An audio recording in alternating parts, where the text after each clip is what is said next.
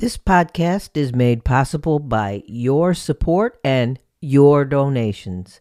Thank you. And by the purchase of my book called Everyday Buddhism, Real Life Buddhist Teachings and Practices for Real Change. I will post an affiliate link to the book on Amazon in the show notes. And if you've already read it, please take a minute to rate and review. And also consider purchasing it again for a friend or family member as a gift.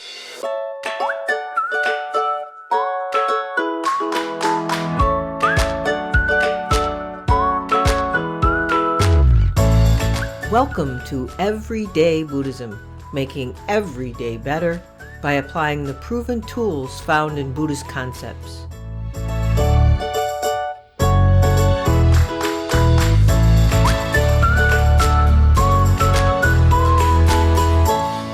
Welcome to episode 111 of Everyday Buddhism, Making Every Day Better. In this episode, I talk with Natalie Baker. Natalie is a psychotherapist and Buddhist teacher with more than 30 years of personal practice and 2+ decades of teaching experience. She is the founder of Neurofeedback Training Co and a practicing psychotherapist in New York City.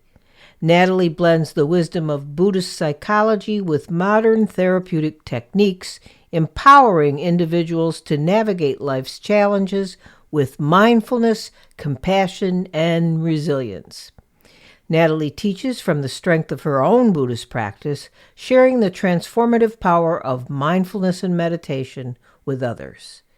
In addition to her psychotherapy practice, Natalie has been instrumental in bringing neurofeedback, a cutting-edge brain training technology, into the mainstream. Neurofeedback is often described as, quote, meditation for the limbic brain, unquote, helping individuals achieve greater mental clarity and emotional stability by training the brain to self-regulate. Stay tuned as we talk about some of my favorite subjects, including mindfulness and meditation, Buddha nature as basic goodness or fundamental sanity, finding the brilliance in the energy of fear, fearlessness and gentleness as key tools for self-healing and self-discovery, and connecting with our warm heart, and much more. I hope you enjoy this conversation as much as I did. The conversation starts now. Hello, Natalie. I have been looking forward to this for weeks, for as long as we've had this on the calendar, because as I told you right before we started recording, that I am looking forward to geeking out on Buddhism, Buddhist psychology, meditation, among whatever else we end up talking about and wading into. So thank you. Well, absolutely. I'm excited to be here. So I did an intro on with your bio, your brief bio, but I'd love a personal introduction to how you waded into Buddhism, meditation, psychotherapy. Can you share a little bit about your background? Yeah, absolutely. And thank you for the introduction. My path started very young. When I was 14, Wow. you may remember the Phil Donahue show. I do, and he just passed. And it was very sad because it was one of my favorite shows. Yes.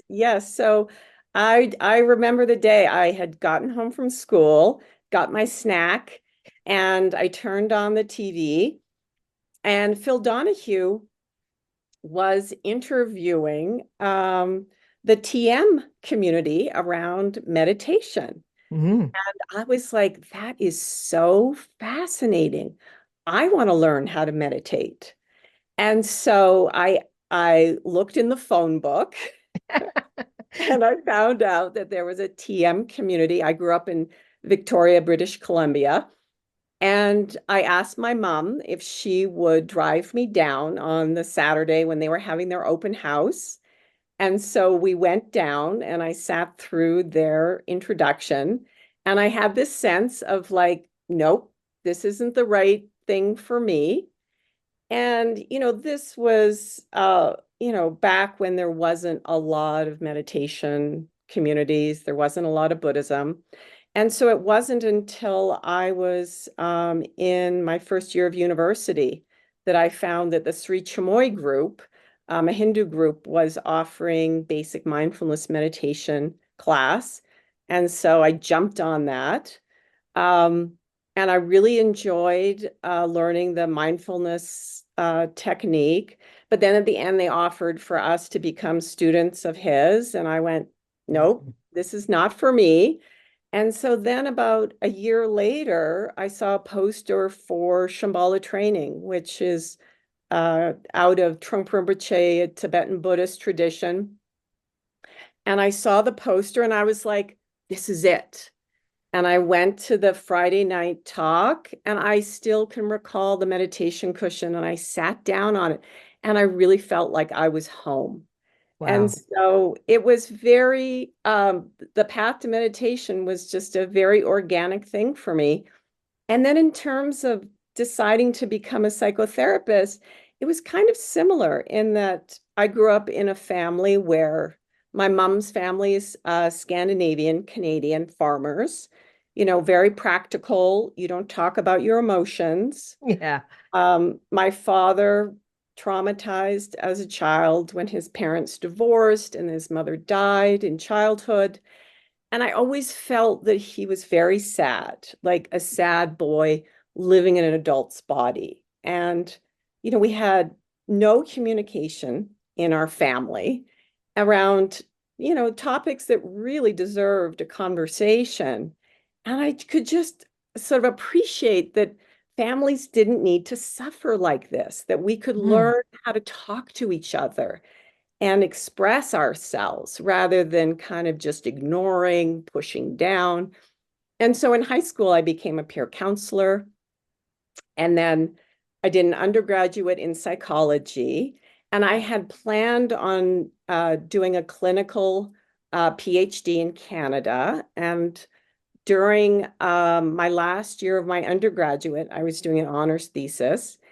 And one of the clinical psychologists uh, put out a restraining order on another clinical psychologist. And I was like, I'm going to learn from these people? Really? Yeah, it was like quick run the other way. Exactly. And at the same time, I learned about Naropa University, which Ah, is a yeah. Buddhist university in Boulder, Colorado. They have a master's program, a couple of master's programs actually, in learning to become a psychotherapist. But it was super expensive, especially with the exchange rate of the Canadian dollar. And I was like, oh, I'd love to go there, but I can't. And then I found out that this fellow who I had worked for, who was a pathologist, we'd had many great conversations when I worked for him, that he had died and left me money to go to graduate school. Wow. And Wow. so I did exactly what you said. I pivoted and went, wow, the sign is clear. You can go do this master's degree in psychotherapy with an emphasis on the Buddhist view and a Buddhist approach to, adding those pieces to working with people. And so I was very fortunate to be able to do that. I got excellent education. I mean, Naropa University really teaches not only like a really good foundation in Buddhism and psychotherapy and different psychotherapeutic techniques, but also really teaching you from the inside out so that you go through your own therapy process, you Yeah. know your own issues, you do your own meditation practice, you work with your mind and your emotions. And so when I went into my internship, and this was at a family counseling center, and there were students from other like masters of social work. I was just so appreciative of my education because they were coming at working with people very much from an intellectual point of view. Yeah, absolutely. And Naropa really taught you to first how to be present with another person. And that's the foundation of therapy. Yeah, you know, I I as you know, I'm a longtime Buddhist practitioner. As my listeners know, from multiple traditions.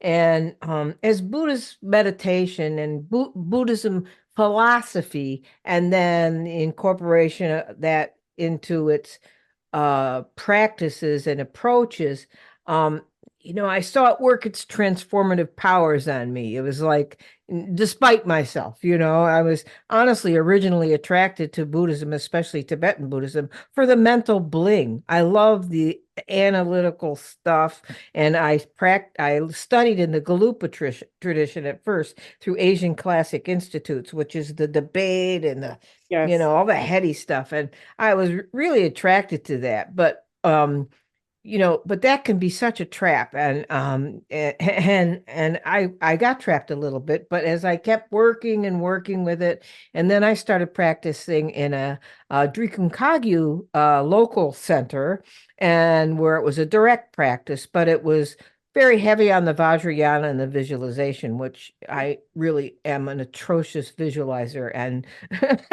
As and many of us are. and so it was like I became a part of the sangha. They were my family, but there was always this is probably not it for me. But the Tibetan Buddhist tradition is strongly drilled into um, my sense of who I am as a Buddhist. But as I dug deeper when I switched to the Japanese Mahayana tradition through Bright Dawn, which is a Shin Zen combination, it's a non-sectarian but heavily Japanese Mahayana. But as I dug deeper into it, I was exposed to Japanese psychology as taught by Greg Creech. I don't know if you know him. Oh, I don't know him. He always pretty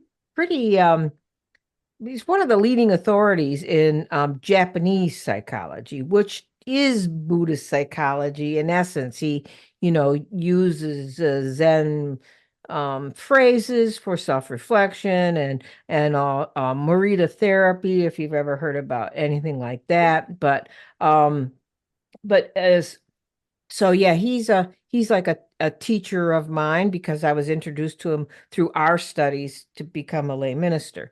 And they do the Nikon practice, where the self-reflection gratitude practice.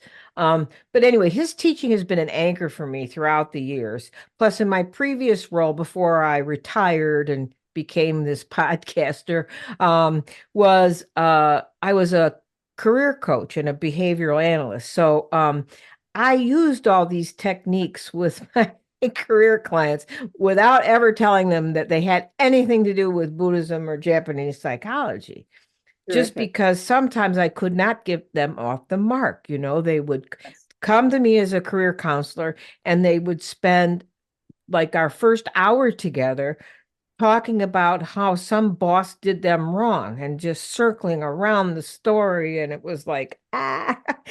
So I finally decided to use these techniques. And then they started sharing feedback with me that the practices were life changing for them, Mm. and they were going to counseling, and they said it was unlike it like broke through areas unlike anything they ever experienced through traditional Western psychotherapy, or any kind of the uh even cognitive behavioral therapy or any of those that most people get into it. But sorry for this long rant, but um can you talk about that? Because I really want to talk about Buddhist psychology. I know when we first talked, I mentioned that I wanted to kind of focus our conversation around Buddhist psychology and the three marks of existence, and particularly no self, and how meditation can help you grasp no self in a very experiential way rather than conceptual. So if you could just like riff on Buddhist psychology, if you will, from your perspective as a therapist, as a teacher, and that sort of thing. Yeah, yeah, no, I'd be happy to. I mean, it's interesting that you bring up no self because that's really the big thing in Western psychology that we don't go anywhere near. And so I'll come back to that as like, when do you introduce that as a skillful means to help Yeah. a person, progress further along their path? But I think that for me, the foundational teaching that guides my work as a psychotherapist is Buddha nature, or Okay. as is talked about in the Shambhala tradition, basic goodness. Right.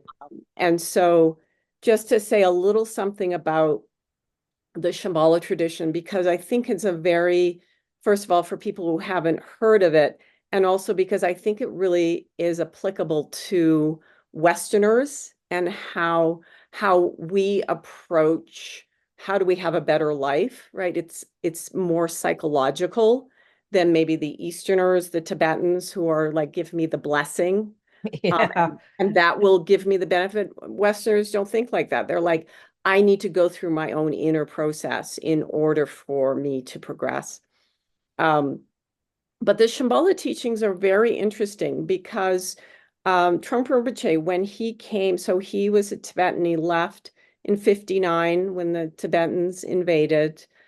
He had the good privilege of receiving a scholarship to go study at Oxford University. And he really studied Westerners. He studied Western psychology. He studied Western religion, Christianity. He thought the idea of original sin was fascinating, right? In contrast to Buddha nature, which is fundamental sanity, as he translates it.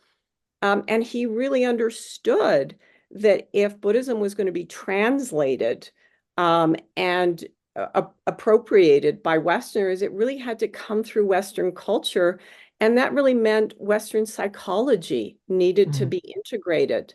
And so, that's part of why he started Naropa. Back then it was Naropa University. I mean, Naropa Institute. Now it's a university, but he really translated a lot of the Buddhist terms into Western language, Western psychological language.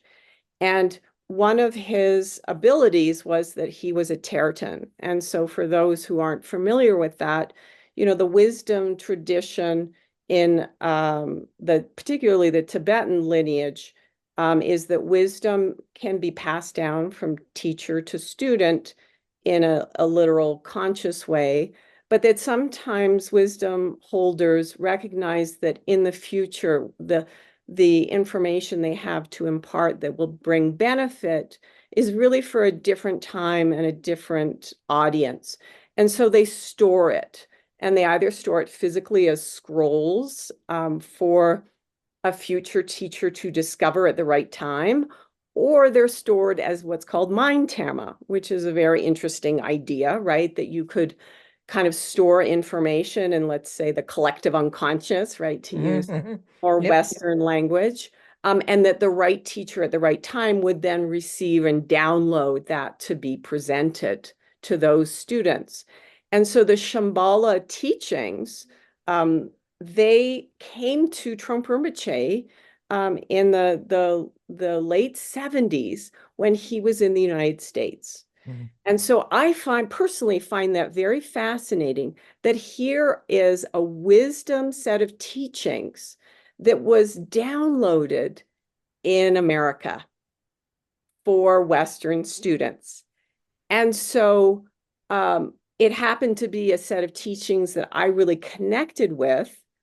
And the first idea that's presented, which I really hold as a foundation for when I'm working with my clients, is this idea of basic goodness or Buddha nature, right? Which we know from the Buddha's teachings, right? That everybody's nature is fundamentally sane, like the sun in the sky, it's there, but that we could have clouds covering the sky, the sun.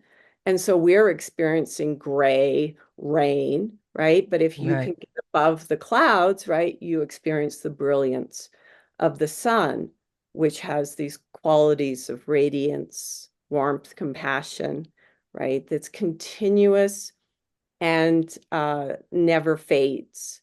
Mhm. And Mhm. so, because as Westerners, right, our basic habitual pattern is self-aggression, right? Mm-hmm. That's we could argue is the most common habit we have of emotion and mind. I found it to be very helpful that the Shambhala teachings, the first thing we introduce you to is your fundamental resource. Mm-hmm. Yeah. It actually, I was attracted to Chogyam Trungpa as a young person, and well, I'm I'm assuming much older than you, and so I started, dabbling in reading about like Zen Buddhism when I was in the 1960s, and then the Tibetan diaspora came along, and all of these unique creatures appeared. Yes. and and I remember the first book I read of Trumpa's was Spiritual Materialism, and it really made bells go off in my head. Um, Even though I probably didn't take the advice because I went chasing after Galupa mental bling, but anyway, yes, I really was attracted to his presentation. It's straight down to earth. And, I know, and you may wish I didn't bring this up, but I'm sure you've heard it before. Um, a lot of people just don't get how you can still, um, but I'll make this good. I'll put a ribbon on it. But how you can still respect the teachings of Chogyam Trungpa when you know that his behavior is very questionable, was very questionable. An alcoholic, womanizer, the whole deal. Yes. I'm not saying anything that people don't already know. I mean, actually, I get called out about it in my sangha, when I present quotes from him or something, and it's like, or even Pema Chodron, they have a chip on their shoulder about Pema Chodron because was her teacher, and they don't get the whole thing. But it's what I learned from Buddhism. It's the teachings, not the teacher.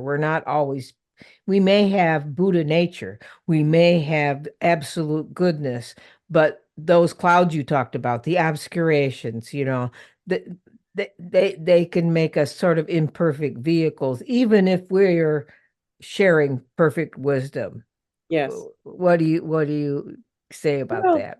I mean, it's a very important topic. And, the most recent unfolding of controversy and horrible conduct of various Buddhist teachers a few years ago, the approach that I take is what what do we learn from these experiences? Because first of all, I always want people to be able to discern between, as you said, what are humans like and what are the wisdom teachings saying, Right, right? right. And people love, in psychology and psychoanalysis, we talk about the idealized transference, right? And so it's something that we're prepared for. And, various psychotherapeutic traditions, have their own phrase for this, but it's a very important principle, which is that we project our ideal onto other, and then we Absolutely. to work that through, Yeah. right? And when I teach Buddhism, I'm always very uncomfortable because, as a psychotherapist, it's at one level, but when you go into the realm of spirituality, it's like 1,000-fold in terms of Yeah. the projection that you're working with, that people have. Right. And so, what I say to people and my approach for myself is, well, if I'm shocked by some human behavior, right, what am I deluding myself about, right? Because Exactly. we're Exactly. we're Yeah. all capable of all sorts of horrible things on the Right. path, right? In samsara. So why am Yeah. I shocked?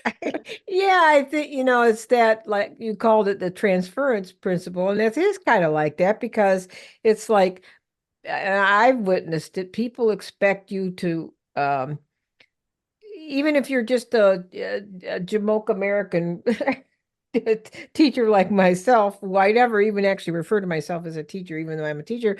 I refer to myself as like a couple steps ahead on the path. I'm trying to be a better student always than the guy behind me, right?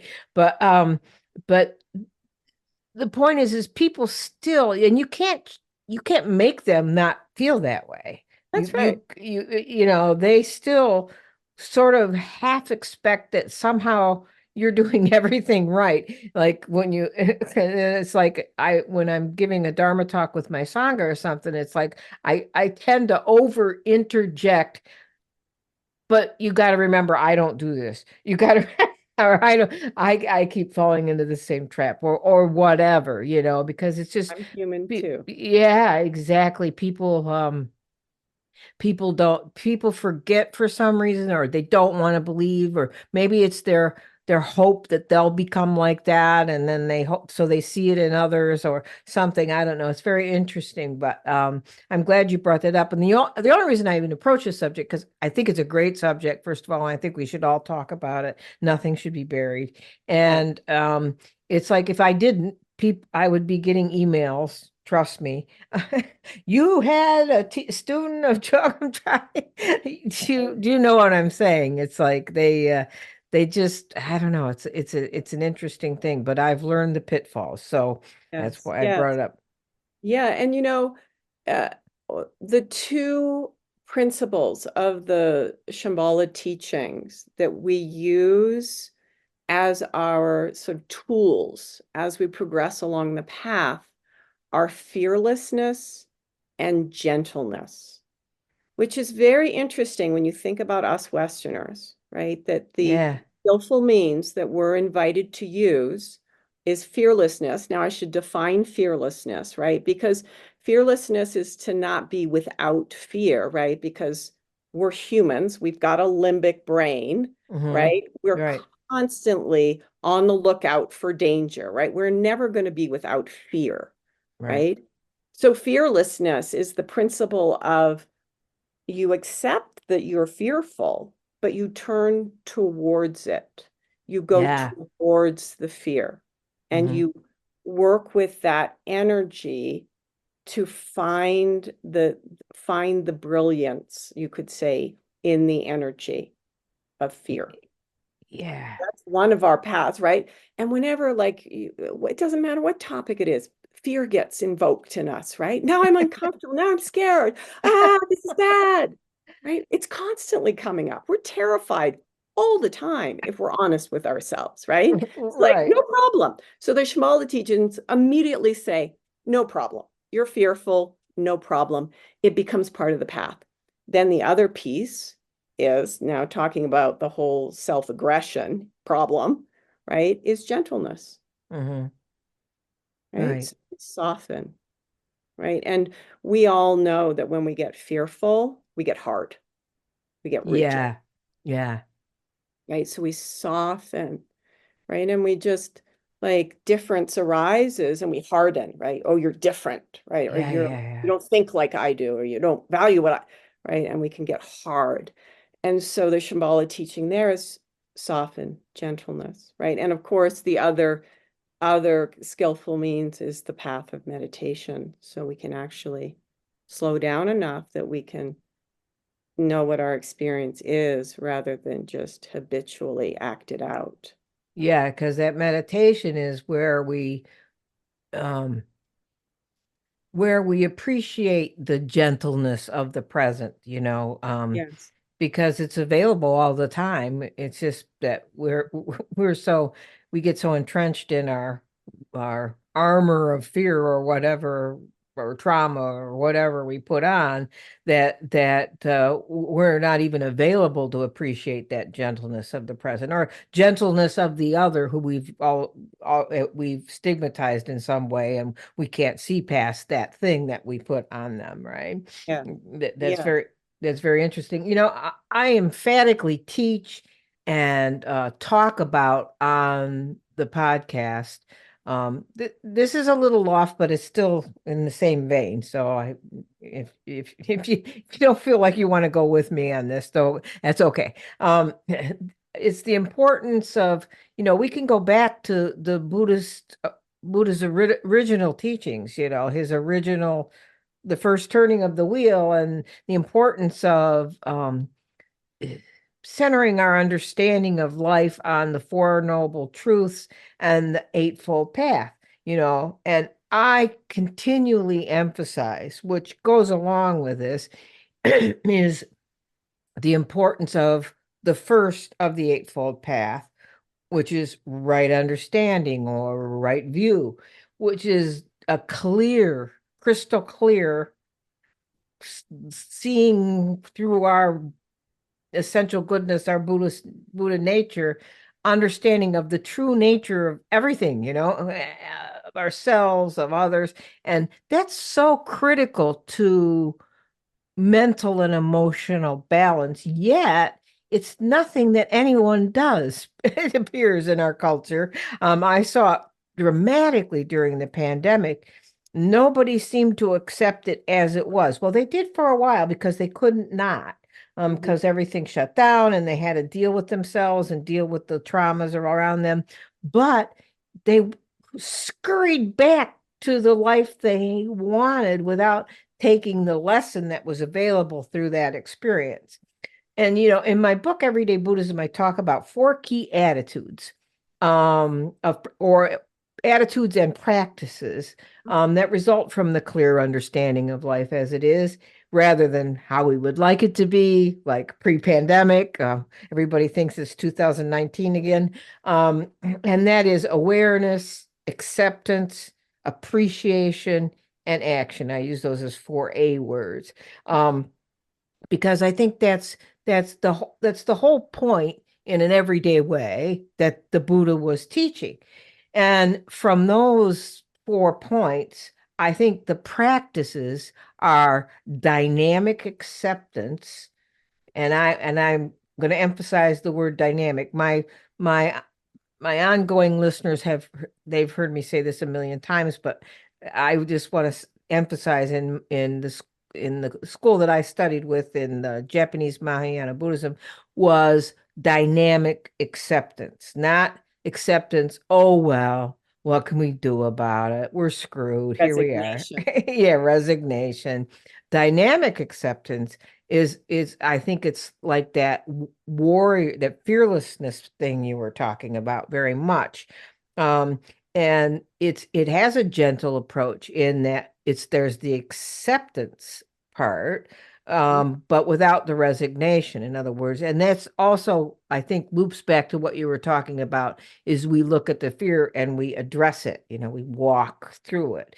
Um, and I think you can only do that, and correct me if I'm wrong, you're the psychotherapist. I think we can only do that through meditation and self-reflection. We can't understand. Um, a lot of these stuff are just fun concepts to play with within your head, but somehow they gotta get in you. So, like you said, so it overpowers the limbic system. Yes, yes. What are your thoughts on this Yeah, general well, there's idea? two thoughts I have. One is that, one of our big challenges, and one of the things, all the habit that we all have, and it really is what takes us to psychotherapy, is that we uh, treat our emotions as gods, right? If I'm having a feeling, oh, it must be true and real and meaningful about the here and now, Oh, yeah, right. right? But really, most of our emotions, if we examine them, are habitual, right? They're about the then and there. And now that we're sort of a culture that's aware of trauma and traumatic reenactment, right? We really understand, intellectually anyway, that you have triggers, right? And then boom, that old feeling comes up. But then what we do in the present moment is we assume that that emotion is about the here and now. Mhm. And then our minds, like our emotion perfumes our mind, right? Yeah. Fear comes up, jealousy comes up, whatever. And now, oh, what's a present moment situation I pin this on? Oh, now I'm suspicious of my husband or my partner or my coworker, whatever, right? So Yeah. there is a practice that I do in my psychotherapy work, and that I also witness it happens for people who do the Shambhala training levels, where they do these weekend programs of meditation, and is that they actually start to experience basic goodness as a felt experience, as Mm-hmm. warmth in their hearts. And, I feel so privileged as a therapist because I don't always tell my clients in the same way when you were working with your coaching clients. I don't always tell my clients, like, now I'm giving you a piece of Buddhism, pay attention. You know, some of them come to me not because I'm a Buddhist therapist. They got referred by somebody, right? And so I Yeah. try to meet people where they're at and will use the language they can identify with. But I witness over and over again over my 25 years of being a therapist that people come, if you track people's bodies and you set the intention and the knowledge that their basic intelligence is always working. We just have to create the environment for that organic intelligence to unfold. Mm-hmm. Time and time again, I have witnessed people when I have them do exercises to find the resourcing, it comes out organically for them as like this warm sun in their heart center. Right, right. So that kind of reference point is very powerful and very helpful because we have this habitual pattern of believing our emotions as gods. So now if we can train in having this warm feeling in our heart center, right? Then that becomes the perfume for our thinking Yeah. and can then help our minds. And then the other piece, which will seem like a total sort of 180 to Buddhist meditation, is this technology called neurofeedback. Oh yeah, I was gonna ask you about that too. So it's good. Bring that up. Yeah, so I was teaching a meditation weekend, and one of the participants over lunch, who's in private equity in New York City, he was like, Natalie, have you ever heard of neurofeedback? I've been approached to fund a peak performance neurofeedback clinic in Manhattan. And I was like, no, I've never heard of that. What is it? He said, well, basically, it's a way that you use like the electrical patterning of the brain to give it feedback when it's going into like anxious patterns or depression patterns. And I was like, wow, because as a psychotherapist, right, that's a big challenge of ours is that the part of the brain that creates that stress response, that anxious, worrying thinking, the depressive thing, that operates on its own, right? That's our primitive limbic brain. And as a therapist, we're always like, how do you get that brain to stop doing that? Because it's really not helpful. It's not appropriate, right? Just like that. And we're trying to talk to it, but it really doesn't take orders from anybody else because it's No. supposed to operate in milliseconds, right? The bear is charging you, punch it, run from it, play dead, right? Right. And if we brought in our prefrontal cortex and we had a conversation, should I run? Right? The bear's got you, right? That's Very true. adaptive for survival, not so helpful in the 21st century lifestyle. So, anyway, I did some research on it. I did it on myself, and I sent one of my most traumatized clients who was horribly abused as a child and would go into fight mode a lot, got herself into a lot of difficult situations. I had her go and try it. And basically what it's doing is it's kind of like a meditation gong practice for the limbic brain. Yeah. So it cues the limbic brain whenever it's going into an action so that it can compare what it's doing habitually with the present moment needs. Yeah.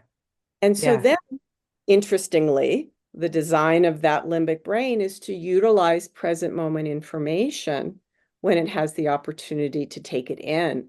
But as we know as Buddhists, right, a big problem is habituation. Yeah. The limbic brain's the same, right? It gets into those, kind of survival patterns early on, and it just keeps repeating them. And so then we get anxiousness, we get depression.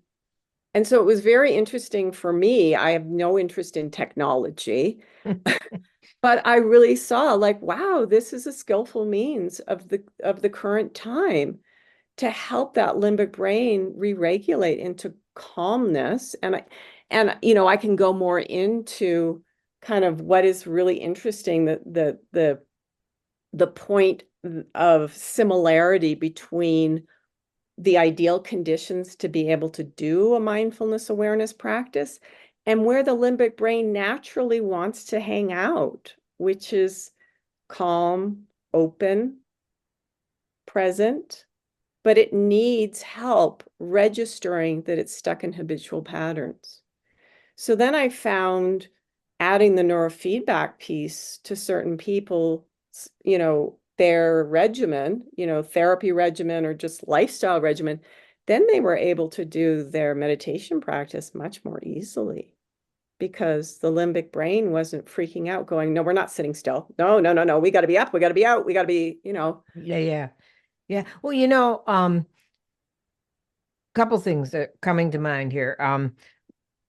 I mentioned to you when we were recording, and it was a podcast episode I touched on a couple times about that I went through trauma.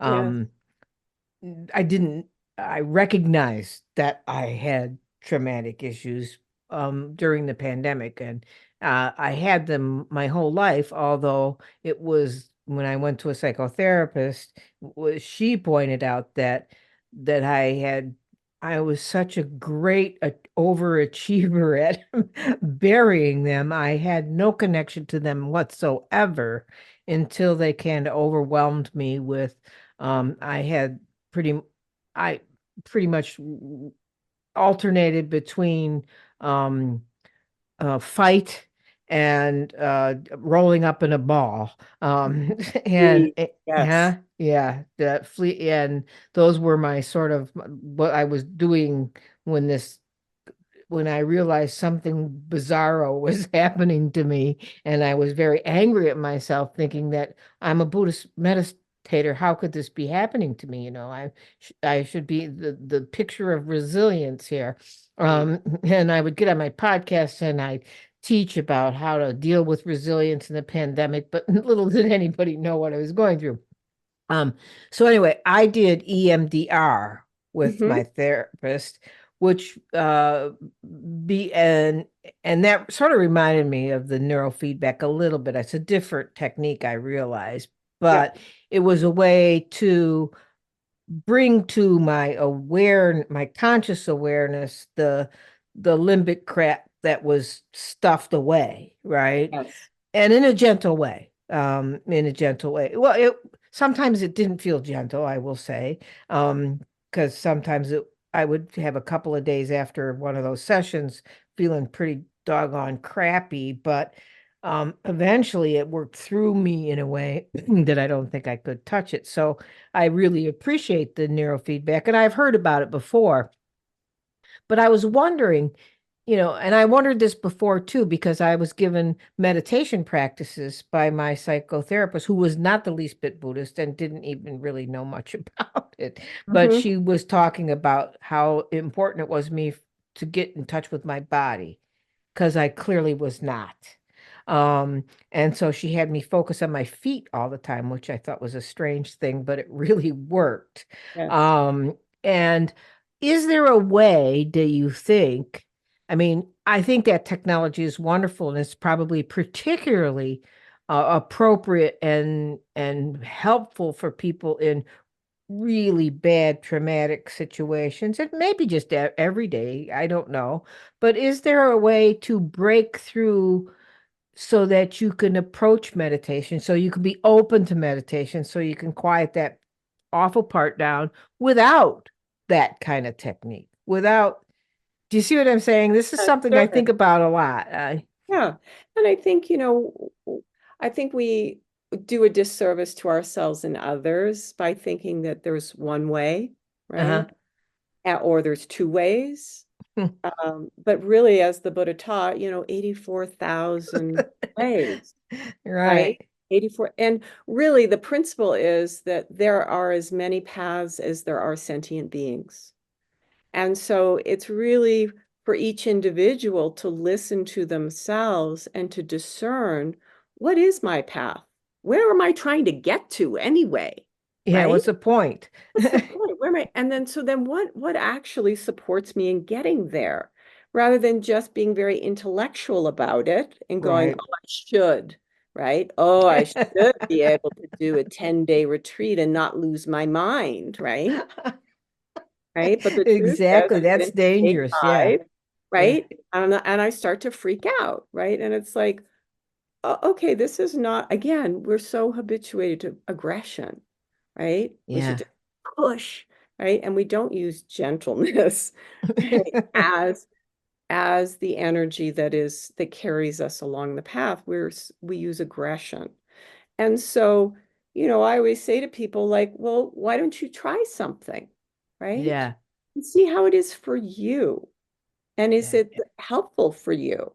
And if it is, great, keep going. And if it isn't, go, okay, no, thank you, and find something else.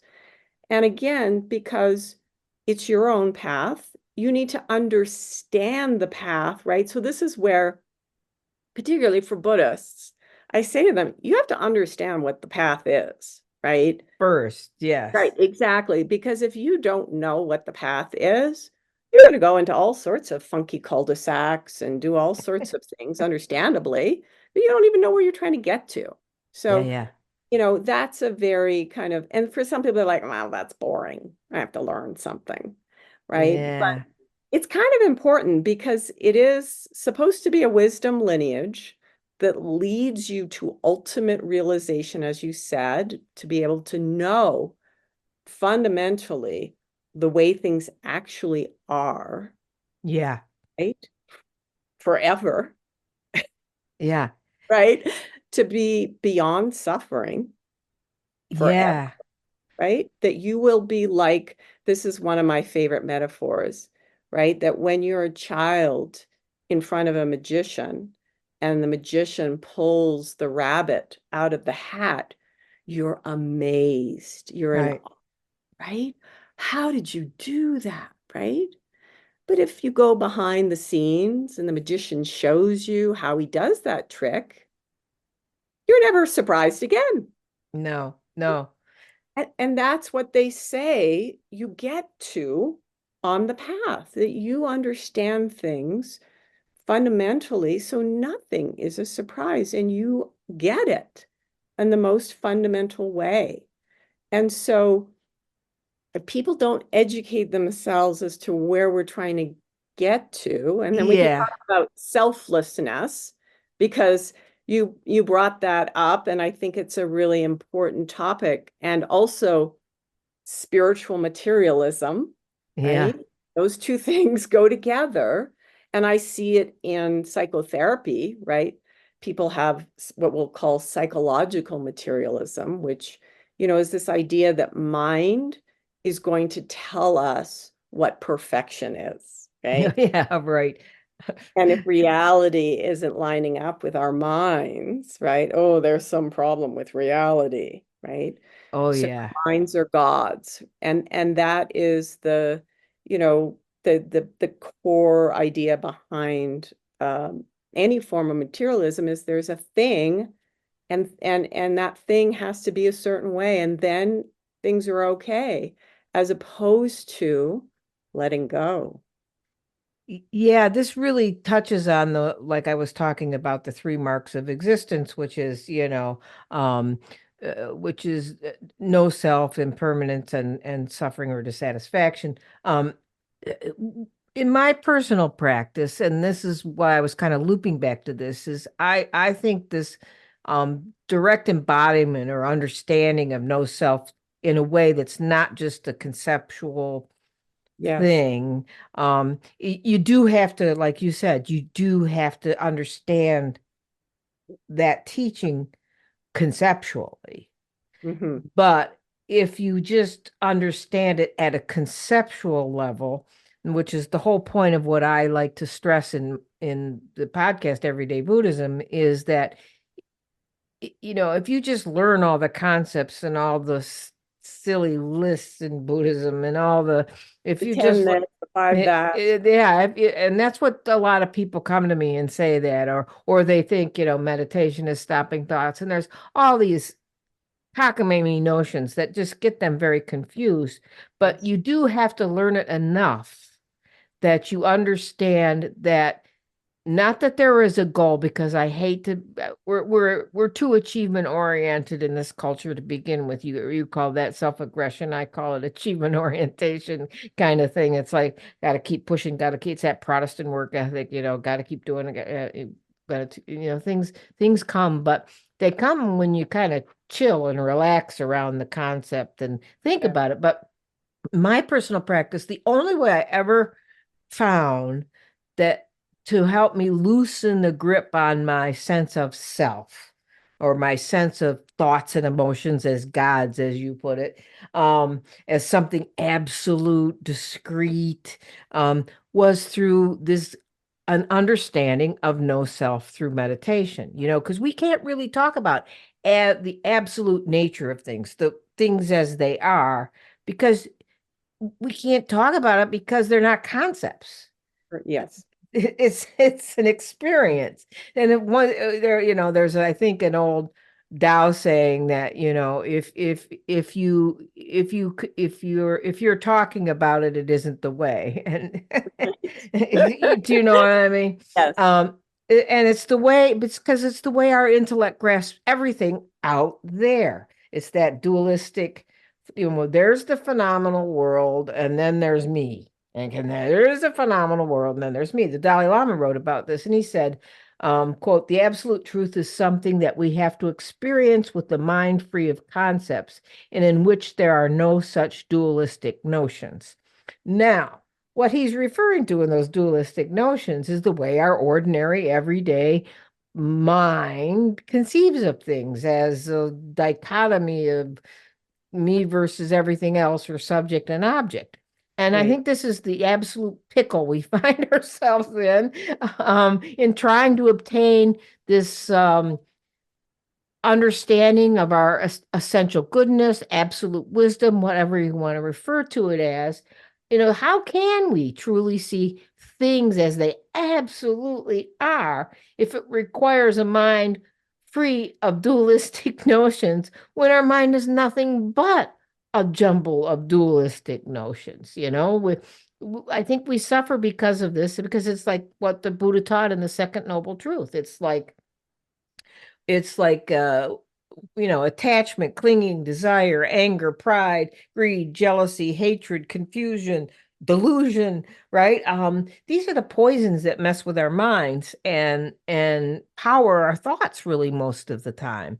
So what I think we all need to do is, we need really, the work that needs to be done is working with our minds. That's why I wanted to talk. I'm so excited about talking to you, is because these poisons are conceived through passions and emotions. Like you said, emotions are gods. And the main cause of these emotions are this concept of clinging to I, me, mine, which, as you pointed out, is it's a habitual pattern from childhood, as well as, if you wanted to believe in previous lives, according to the Buddhist way of thinking about the world, that is passed on. And they're even finding that in generational trauma as well. Yes. It's like, where the heck did that come from? I mean, it's right. So I think, to me, and I'd like you to, riff about this a bit if you could, is the antidote or remedy to it is doing like some deep reflection on the illusory nature of mind and the ego as we call it, or the self, or the non-dual nature of things. The only way I've ever been able to do it is through reliably. Now, it's happened to me spontaneously sometimes, of which I can't get it back and it goes away. But reliably, I can get it by doing practices of, non-dual open awareness, sort of Dzogchen or Mahamudra practices, the direct pointing out of the mind kind of thing. And it's like, I had some teachings in that when I was in the Tibetan tradition, but it still seemed very conceptual to me. And then when I started practicing with some more current teachers that do it, Mhm. it really made a huge difference. I mean, I actually had stable, like maybe 20 minutes of feeling like I didn't have a self. And the freedom that you get from that is unbelievable. And it used to power my whole day with emotional and mental clarity. So, what are the types of meditations you practice with your students and or psychotherapy patients? What kind of meditation do you use, and whatever else you want to say about that long intro that I Yeah, just no, that gave was you? great. I mean, it's a challenging topic because, as you said, we're habituated to a reference point, and that's how we know we exist. Right. And add some fear in there, right? And you have the perfect storm for eternity, potentially. And Yeah. so how do we work with that? And I think given Westerners, starting with the resource of self and a good self is important, right? And in the Tibetan Buddhist tradition, they talk about, you can't dismantle ego until ego is formed, right? But for some people, ego was formed in a very nebulous way. Yeah. And there's not this sense of like, am I good? Am I okay? And the developmentally, the role of the caregiver is actually to firm up that good sense of self, right? And we see it most is sort of as a process in the child saying, "Look at me." And the parent going, "I see you," right? And there's this loving warmth behind that. I see, oh my goodness, you're climbing. Oh, look at what you're drawing. Oh my goodness, you're pooping, right? And there's that solid and Tom Permute talked about it is actually a reinforcement, not just of ego, but of basic goodness, right? Yeah. Because that warmth of love that becomes that transactional part of a good sense of self, right? And so then when a child, and you see this in Western psychology too, when you do trauma work with people, um, when that good sense of self is acknowledged, the next thing that happens is, oh, right? Yeah. Literally, the body sighs, right? And the limbic brain goes into regulation, perceives safety, right? So this is all of it coming together, right? The body relaxes, right? And all of the, introduction to meditation, including like basic meditation instruction as well as advanced meditation instruction, is relaxation. Yeah. That's the first thing. That's the first principle. That's the That's first principle. So if we're fearful, right, how do we relax, right? It's yeah. actually a very challenging first step of meditation practice. So one of the things that I just think is helpful is to start with a good, warm sense of self and that literally embodied warmth, which, the sun or the sense of warmth in your body, if you try to find the center of it, we could do that right now, right? Feel a sense of warmth in your chest. Mhm. And now with your mind or your awareness, try to find the center. You can't, right? And so That's for that beautiful. millisecond, Yeah. That's that looking for the nature of mind or looking for the center of that beautiful open awareness that doesn't have a center because it's all there. You're not on the edge of it. You're not, it's like back here someplace. I don't know where where it is. But right? right, that is it's and it is about this split second thing, but how do you lead people into that? Do you see my question? Right. And, in some ways, the Buddhist teachings say and the Dzogchen teachings say, right, that the brilliance of the nature, right, the Buddha nature knows itself. Yeah. And so you don't actually have to go, see, did you get that? Did you get that? No, Right? Because that's just mind, right? it's Mind just trying to mine. confirm something. And now we're totally off the, we're No, now you're back abs solidifying this sense of like, the I that knows the experience, which is other, right? And we're back in that. And Mhm. so I don't worry so much about whether people quote unquote get it, so much as whether they practice it. Yeah, because And if they so, practice it, they'll get it.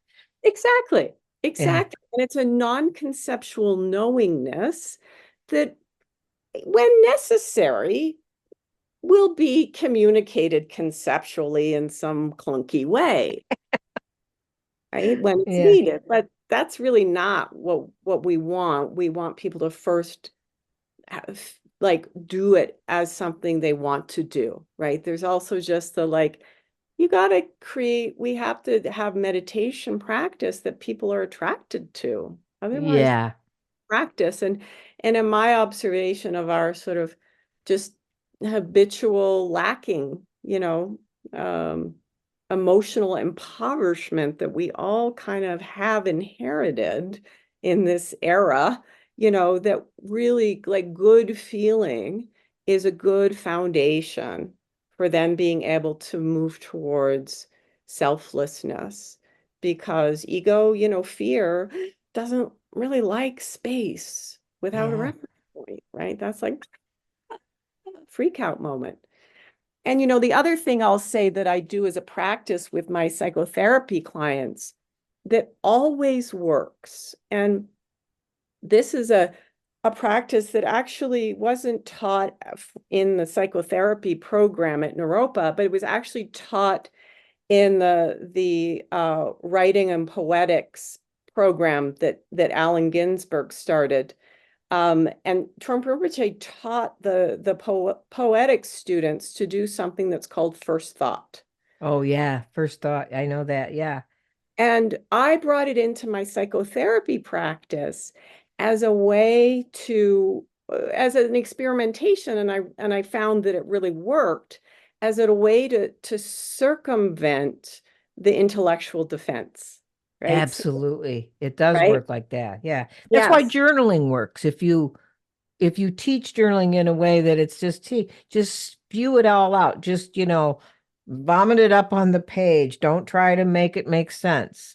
That's Yeah. why it's the same thing, right? Yes. And this is a very like even a more kind of like constrained version, which is that people part of the challenge of psychotherapy is that people come with a belief that they can't understand themselves, that they can't figure out what's going on for them. And it's a very strongly held belief, Yeah, right? of course. If the wall is solid, you're never going to try to walk through it, right? Right, And right. that's what happens for people when they have a very strongly held belief of, I can't figure myself out, Yeah. right? And so I say, well, okay, that might be true, but are you willing to do this experiment? And there's two parts to it. If someone has, like, they get to the sort of point in their self-exploration where they go, I don't know. And I say to them, well, are you willing to take a guess? We won't hold you to it, but are you willing to take a guess? People usually say yes, right? And then I say, okay, I'm going to ask a question and I want you to give me your first thought answer, but I want you to try to answer from your body, not from your Yeah. head, but from your body. And so you and I are going to hear the answer simultaneously, right? So it's this idea of taking a leap Hmm. and first thought. And nobody ever gives me garbage. It's the real deal. It's the real deal. It's the real deal. They give themselves the information they need to take the next baby step.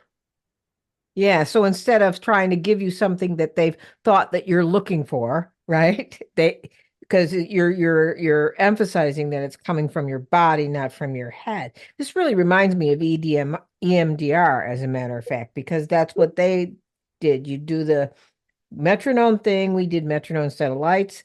We do the because I'm audio sensitive rather than Yes. visually sensitive. So we did that. And then there would be a stopping. And it's like the therapist would ask me a question about one of my traumatic experiences and say, okay, how's that feel? boom, and just like that. How does that feel? And it was like, it took me a while to like know how to do that. Do you know Yes, what I exactly. It is a practice. Yeah. It is a practice because you have to let go and trust yourself to be spontaneous. And Yeah. that trust in just spontaneity is something we are not trained in. We're trained in self-doubt. And pleasing. I think pleasing other people too. I think that's Yeah, well I said. think I see that a lot in both therapeutic sessions, coaching sessions, sangha members. It's like they want to give the answer that they think you're looking for, Yes, rather than whatever else what is happening inside of them. right. This What's is authentic? it's fascinating. I like the first thought thing. Leave it to Allen Ginsberg to come up with that. It's really good. I had heard about it, but I didn't really explore it much. That's perfect. Perfect. We could talk, and I knew this was going to happen.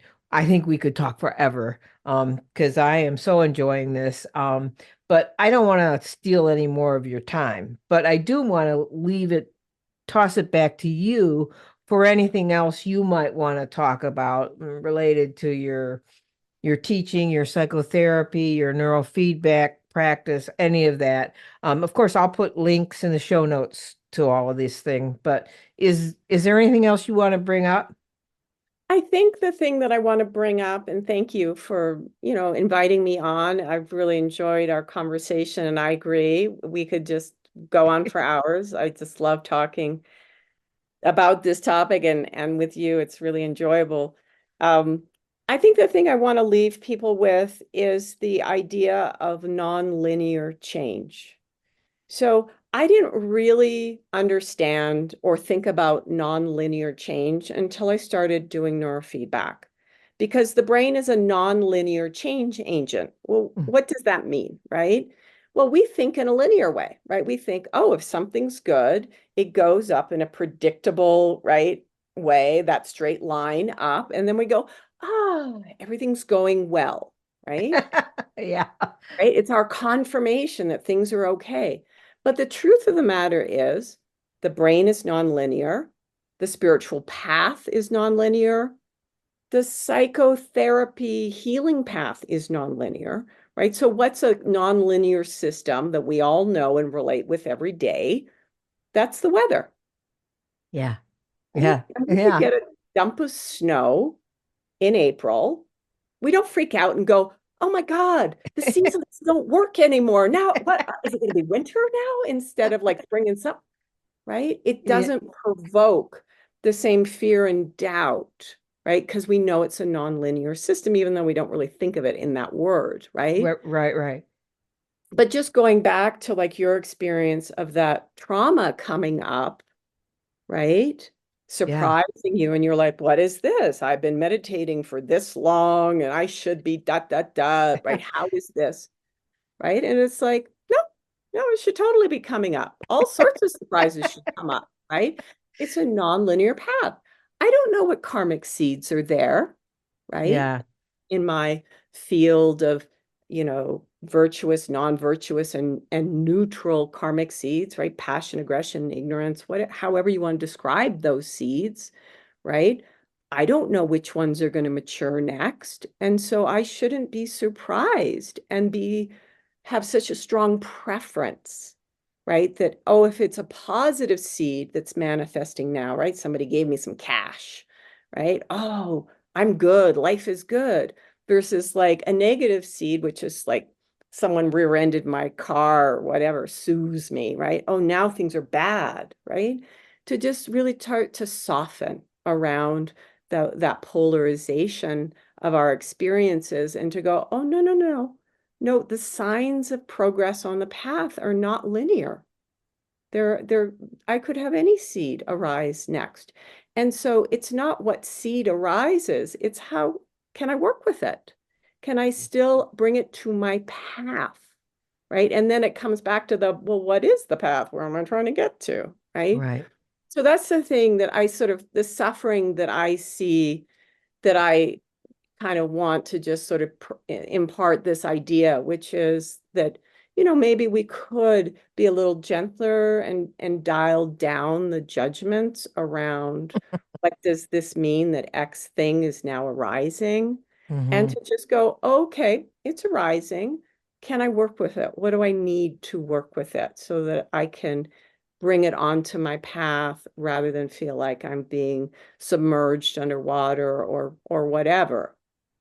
Yeah, I mean that's the nature of the self as process, the self as well, the self as an interdependent process, because many times things arise because of something else out there. Sometimes they are internal, like trauma and other things like that.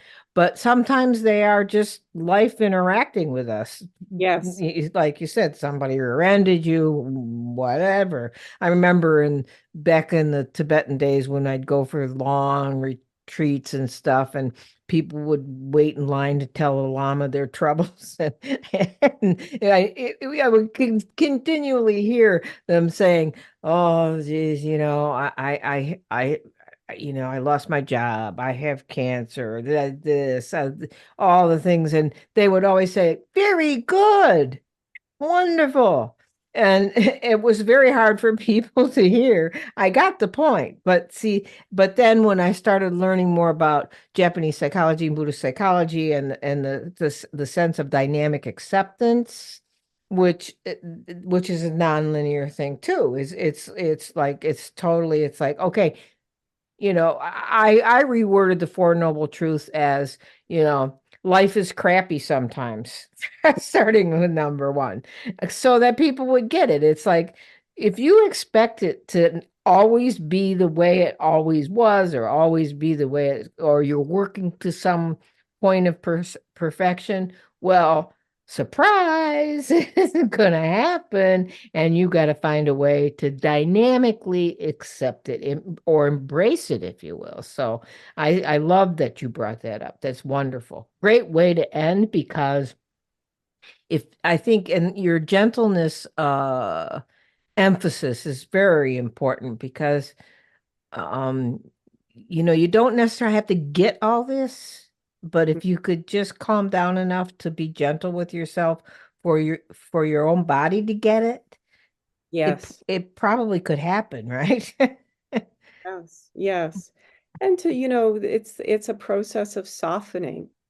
Yeah, And yeah, that even if we can just like, because we can be very confused about, well, what should I do now? We can just remember, oh, to soften and just like take a deep breath, soften, right? yeah. Relax into, know Hmm. that, it's okay, right? The fundamental nature of every sentient being is wisdom. You may Yeah, not be accessing it in this moment, but that's the nature. And, the thing that I always remind myself as a therapist, and I find it so helpful, is the teaching that every sentient being is on the path. yeah, They are.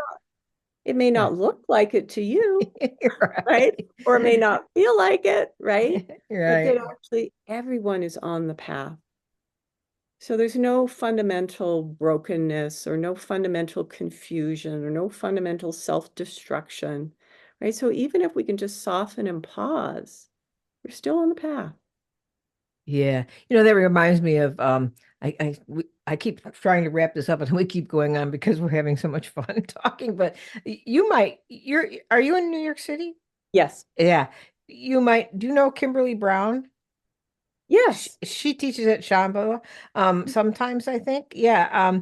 She's been on my show quite a few times, and we've gotten to know each other quite well. And she had this practice of, she always has you put your hands on your heart to soften whenever there's a thing. She usually does some guided meditation, and usually includes putting your hand on your heart. And I remember her first book, the first time I had her on my show, it was a little too touchy-feely, weirdy-beardy for me. And Hmm. you know what I'm saying? Yes.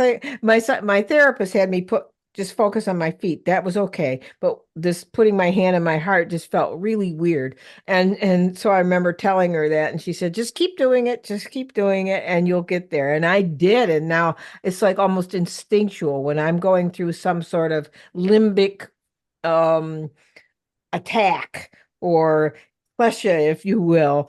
Yes. So first, one of my first reactions is put my feet on the floor and put my hands on my heart, Nice. and it's not all weirdy-beardy anymore.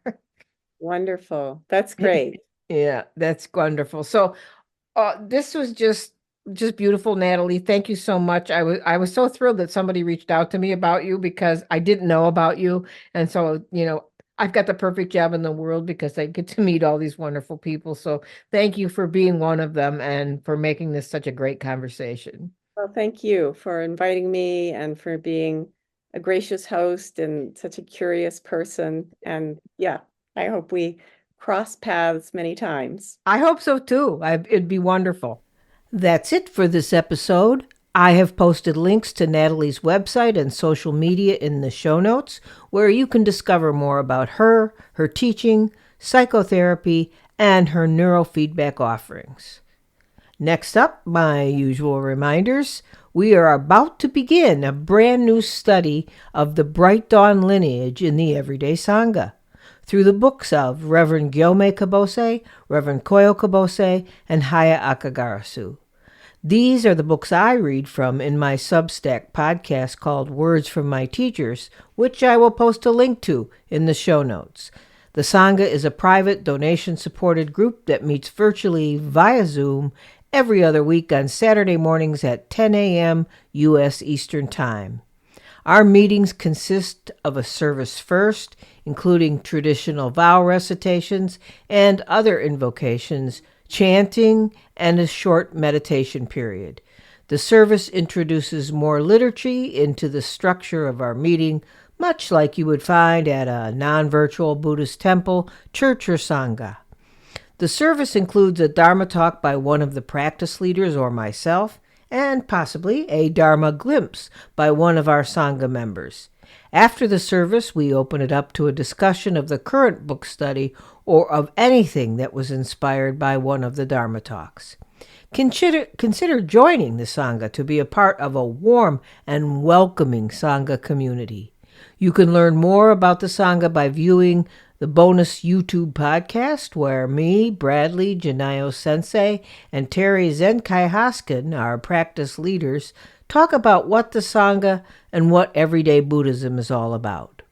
You can also support the podcast and other activities of Everyday Buddhism by becoming a community member. If you do, you will have access to all members-only podcast, the Introduction to Buddhism Course 1.0, the Introduction to Buddhism Course 1.5, a meditation discussion board, and an education series on a private non-Facebook platform. If you don't follow me or Everyday Buddhism on any social media platforms we post in, you can go to the Everyday Buddhism website and join the membership community or the Everyday Sangha. Go to www.everyday-buddhism.com and click on either the tab that says Join Members Community or Join Everyday Sangha. Or you can join through Patreon at patreon.com/everydaybuddhism. Links to joining the Sangha membership community are posted in the show notes. I thank all of you who contribute. This podcast, the community, and the Sangha depend on your donations to continue to exist. I do not seek podcast sponsors and do not ask for financial commitments through paid podcast memberships. So my work and the cost needed to support what I do is entirely self-funded, except for your donations. Please consider a one-time or continuing donation through Patreon or on my website's Donate tab. Or at my website, you could buy me a coffee on the coffee cup link. You can find the links to all of these things in the show notes. And thanks to all of you who write in with comments and questions. I read all of your emails and may even pick your question to feature in a bonus podcast in the future. Another way you can help is to rate and review the podcast on your favorite podcast platform. It's important to share the podcast with others if you find it helpful in your life. And if you could, take a minute to comment so people will know why you like everyday Buddhism. That's all for the announcement. So until next time, keep finding ways to make yours and everyone's days better.